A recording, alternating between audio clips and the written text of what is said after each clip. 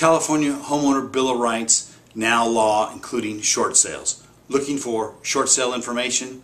You've come to the right place. Mike Wrigley, certified default advocate, distressed property expert, and your short sale specialist here. Thanks for joining us. Today, let's wrap it up and talk about the remaining points of the California Homeowners Bill of Rights as interpreted by the California Association of Realtors legal team.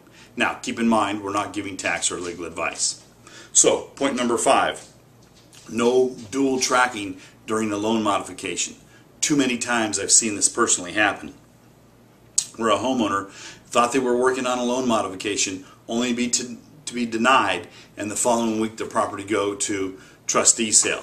Just a travesty. Number 6, additional loan modification safeguards, including the servicer having to send a written receipt within 5 days of receiving the borrower's submission for a loan modification. And if the loan mod is denied, they have to give the reasons in writing.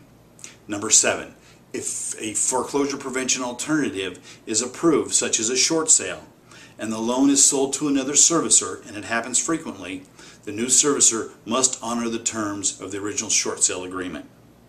Number 8, as additional review is required before initiating the foreclosure process. This is in direct response to the robo-signing scandal. Servicers now will have to review and prove that they have the legal right to foreclose on a property before initiating the process. Number 9, the initial contact period requiring the servicer to attempt to contact the borrower for an additional 30 days before initiating the foreclosure processes is now extended until 2018. It was due to sunset at the end of this calendar year.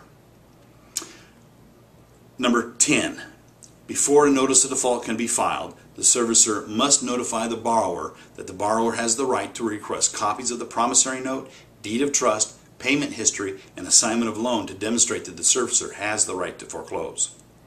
Number 11, within 5 days of filing the notice of default, the servicer must notify the borrower of what foreclosure alternative programs are available and how to apply for them.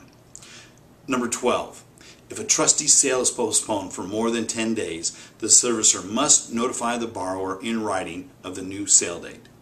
Number 13, if it has been determined that the servicer has violated any of these new provisions in the law, the borrower has the right to pursue legal action against the servicer, and if they win, the servicer will have to cover their legal fees.